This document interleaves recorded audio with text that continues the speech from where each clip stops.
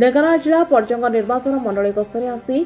दियोडोला स्थित विधायक डॉक्टर नृसिंहचरण साहू बासभवन परिसर में आयोजित कर्मी सम्मेलन में जोगदे आसंता 27 तारिख दिन 5T अध्यक्ष VK पांड्यान गस्त को नहीं कर्मी सहित प्रस्तुति बैठक अनुष्ठित हो बैठक में बीजेडी सांगठनिक संपादक तथा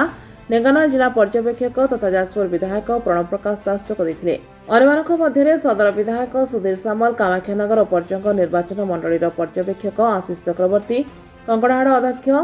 चारुलता मिश्र पर्यटन पूर्वतन अध्यक्ष अक्षय कुमार प्रधान 1 नंबर जिला परिषद जोन सभ्या रुनु वर्मा ब्लॉक सभापति कृष्णचंद्र महांती राइबल सरपंच शांतनु साहू वरिष्ठ समाजसेवी तथा 2 नंबर जिला परिषद सभ्य निराकार प्रधान मुख्य संगठक नरोत्तम साहू पर्यटन और कंकड़ाहाड़ ब्लॉक निर्वाचन मंडली समस्त कर्मकर्ता और सरपंच समिति सभ्यों सहित जिला परिषद सभ्य और सभ्या जोगदे कार्यक्रम को साफल्य मंडित करने आलोचना होता। 5T अध्यक्ष द्वारा आसीथिबा विभिन्न उन्नतिमूलक कार्यक्रम पर आसीथिबा अर्थ किभଳି भाବରେ कार्य चली सूचना देते। निर्वाचन मंडलीर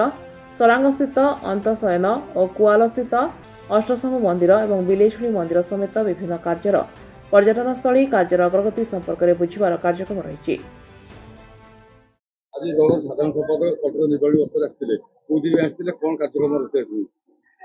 नहीं बबी दास और प्रणव प्रकाश दास से होती विजु जनता दल सांगठनिक संपादक ऑर्गेनाइजेशनल सेक्रेटरी तमाने सी विजु पट्टनायक नवीन पट्टनायक पर सी दलर द्वितीय व्यक्ति जी कि दल कथा बुझुंट दलर संगठन कथा बुझुंट से आज आसते से विभिन्न कार्यक्रम जाते बारिपदारू बालेश्वर पर्जंग पर्जंग जी जोरंदा विभिन्न कार्यक्रम तेणु आमर गोटे कार्यक्रम निकट भविष्य अच्छी 27 कि 28 पर्जंग गोटे कार्यक्रम अच्छी दलर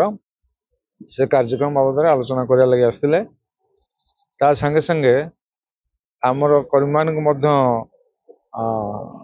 से एडवाइस कले जार जहाँ युगो फिगो छाड़ी ये जो 3-4 मास इलेक्शन होइला